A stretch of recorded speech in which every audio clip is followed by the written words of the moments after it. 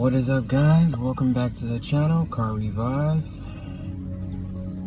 I do want to give you guys a huge shout out if you've subscribed to the channel. Right now the channel is over 60 subscribers and we have surpassed a goal of more than 5,000 views. Right now I'm getting ready to do some light work on the Chrysler Town and Country. I did get rid of, if you've seen my last video regarding the EGR valve, unfortunately the light is still on. The EGR valve code is no longer in existence due to the repair. Right now I'm getting ready to do a cleaning on bank 1 sensor. I got a code right here for it, and that's pretty much the only code that the check engine light is catching and the reason why it's still on. This video will basically be about how to pinpoint problems using a scanner and diagnosing and things of that nature. So check this out. Right now I got my scanner hooked up to the vehicle. As you guys can see, there's only one code. It says the same thing twice. So bank 1 sensor. I'm gonna restart it so you guys can kind of see what's going on. So right now we got the key in the ignition. I'm getting ready to run a code reading. I just unplugged it, the OBD port. I'm plugging it back up. Right now it's running a system reading. As you guys can see, the reading found one code. I'm running a read code, and there it is right there. Bank 1 for that O2 sensor. I'm unhooking it.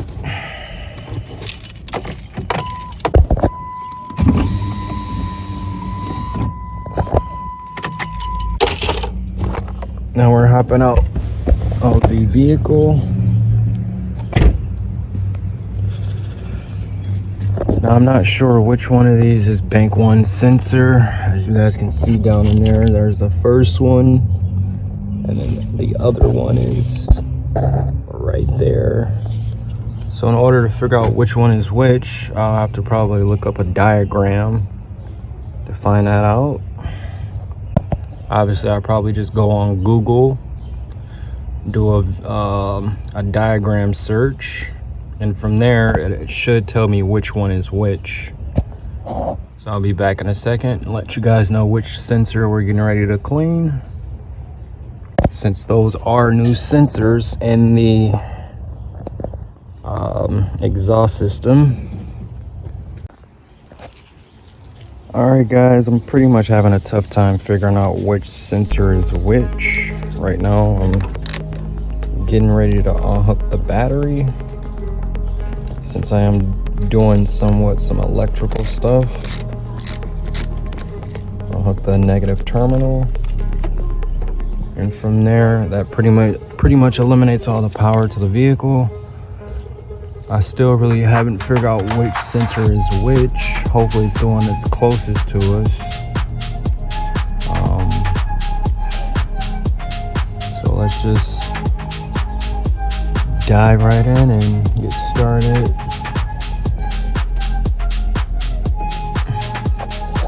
Alright guys, huge shout out to Cornwell Tools for providing the O2 sensor set. Right now this thing came with 7 different O2 sensors. This kit pretty much can change out O2 sensors from vans, vehicles, foreign cars, etc. Right now I'm using this one. I just got the O2 sensor free, and it's pretty much loose to where I can unscrew it by hand. And this one is the first one, and I'm still not sure which one is which after looking up the diagram. But yeah, check that thing out. It's hella tarred and black, and this thing is brand new. Not really too sure on what actually happened to it, but I did run a system fuel cleaner through here and it pretty much did nothing.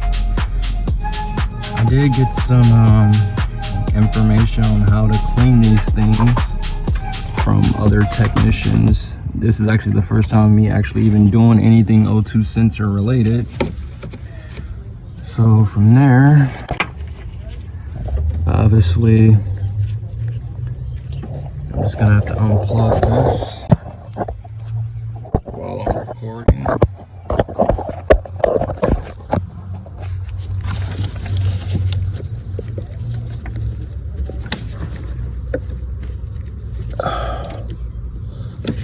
I'm not even sure how this thing unplugs, but it's probably gonna take me 10 minutes, oh, a few seconds. And just like that, we got the O2 sensor out. I don't see any damage. From there, I'm just gonna pretty much clean this thing up.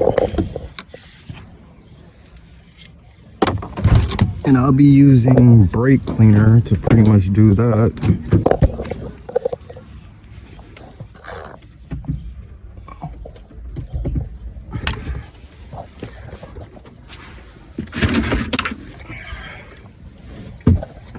So pretty much one of the technicians at my job told me that I can clean this thing up and it should start working like normal. I'll probably check the other one out too, but as far as cleaning it, I'm just using normal brake cleaner. This thing is all busted up. This one's still, this thing is pretty much destroyed. Good thing I actually have two of these.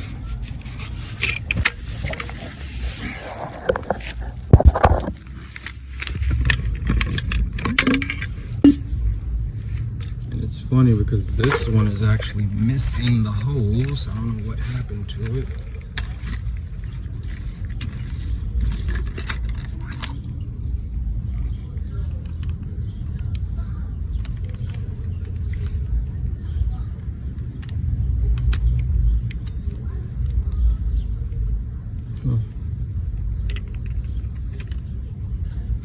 So what I'm actually gonna do is I'm gonna grab my O2 sensor and just spin it into the brake cleaner, like so.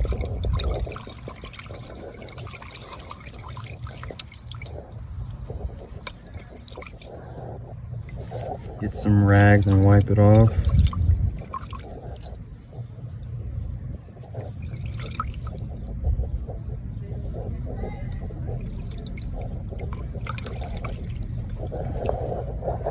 Let's see what happens here. See if it actually cleaned anything.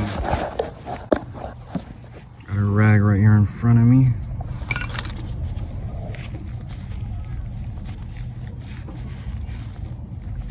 Kind of cleaning up-ish. Tell the color difference a little bit.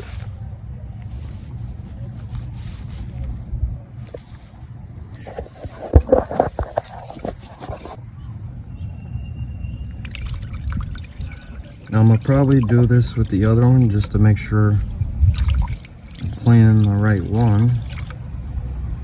My phone doesn't have much power left to it, as usual, making content, and the battery is about to die.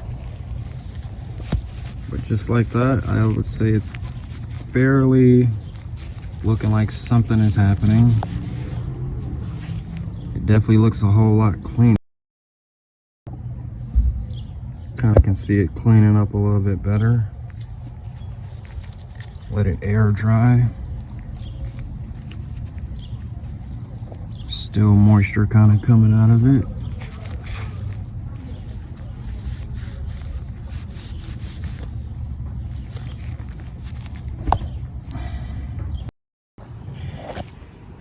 Alright guys, so with that one being so far down in there, I kind of got my wrench on it and I put my pipe pipe on the back of it, and I pretty much got it broke free and loose. From there, I'm probably just gonna go under the vehicle and take it out by hand.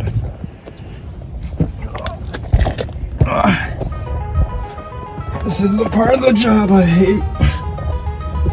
Getting dirty. Let's see how loose this thing is.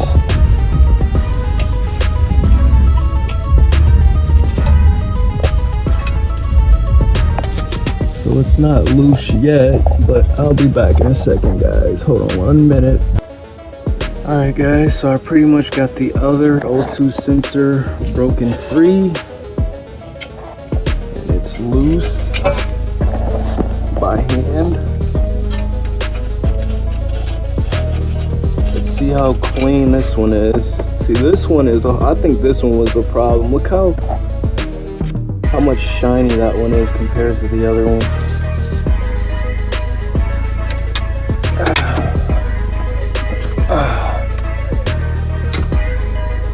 But yeah, that's pretty much it. I would definitely say this one is the one that's shot. You can see all that carbon buildup on it. And the black and the ash, the tar, the etc.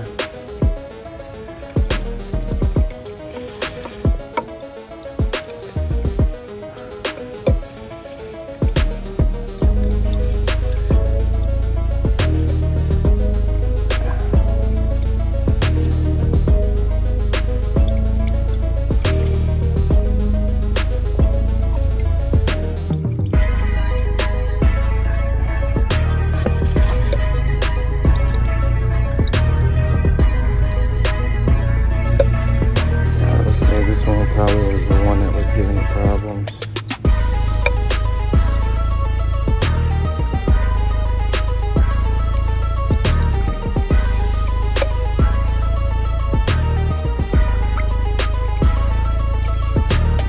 I can see some debris coming off of this one too. Kind of can see like those flakes falling off down in the water or the brake cleaner.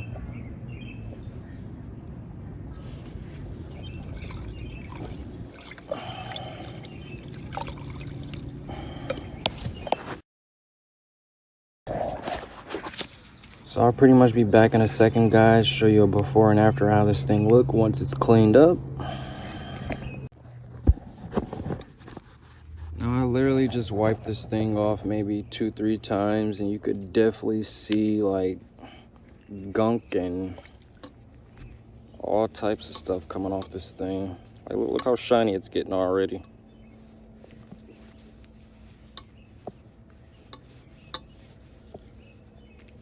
This thing looks amazing after that brake cleaner ate up all that gunk that was all over. Like, look at it. Thing looks spick and span.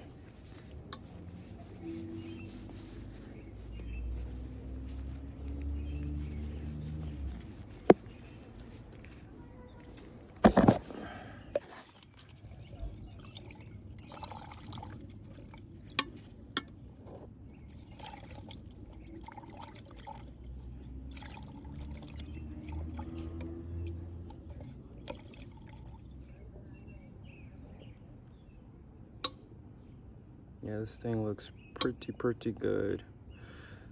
So right now what I'm gonna do is, I got both sensors laid out, the first one, the second one. I'm just gonna let them air dry off. Probably just go around and start removing stuff that I don't want on here, like this shield that's damaged. All this other gunk and grime. Try to clean this up a little bit better. You know, cross some things off my to-do list. That's pretty much it. I did happen to notice when I was under the vehicle, a few of these lines were like leaking and stuff. But yeah, that's pretty much all I'm up to right now. So I'll be back in a second, guys, once I got this thing cranked started, and the light should go off the second the car is started. That's pretty much what I'm hoping. I still may have to drive it a few more miles in order to get the light completely off, since it was rejected a few times. So I'll be back in a second. All right, guys, just after a few moments of pretty much working this thing is off and out. This thing is all floppy, flimsy, rusty, 200,000 miles on it.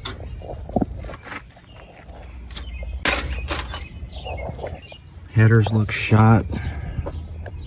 This thing needs to be cleaned up a ton still. I still kind of want to remove all this stuff along the sides of the headers. But it does look a whole lot better, even though this thing is rusty, dusty, and beat up. What I may end up doing is just using a very little brake cleaner that I got to clean up around this area the most. Clean off this top piece, all this, and work my way around the engine bay, just jumping around, trying to clean up as much of this as I can. In the meantime, the sensors are pretty much ready to be reinstalled, both O2 sensors. You can see the one that came out the very rear, all the way on this side. That one was probably the dirtiest, and I would say at this point, after letting them air dry out, both sensors should be just about ready to reinstall. So I'm probably about to just put these bolts back in, tighten them down, put the sensors back in, start the car, obviously test drive it after pulling stuff out and putting stuff back in. Hopefully the check engine light is pretty much off. This thing has probably been on and off and permanently on for the last, let's say, year. So here it goes. My phone is dead, so I won't be able to record any of the stuff, but I will show you guys what happened after.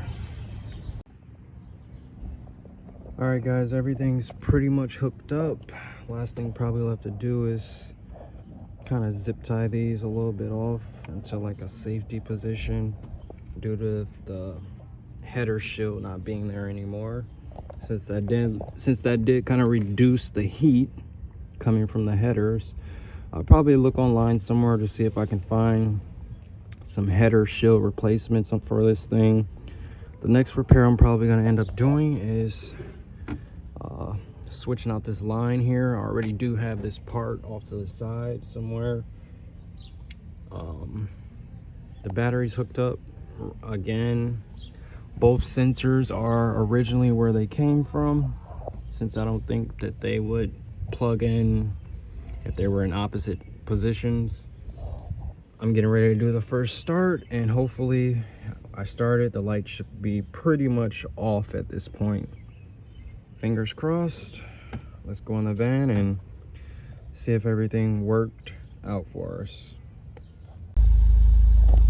And just like that, guys, as you can see, the check engine light is officially off. Let's try this one more time.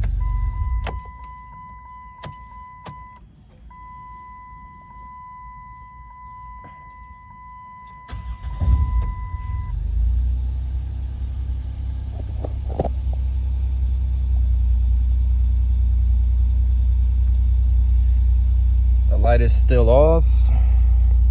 Now the real test is once I start driving this thing, will it pop back on? Not to mention the emissions test. It has to pass the emissions test in order to register it. So hopefully it doesn't get rejected this time. If you guys like the video, give the video a thumbs up for the efforts, because you know what, climbing under this car and getting up under the hood, it takes a special type of person to do that. Shout out to all you car fanatics out there, and keep wrenching every day, because at the end of the day, if you don't believe in yourself, who will? So at this point, I really feel like I repaired this thing. See you guys in the next video. Peace.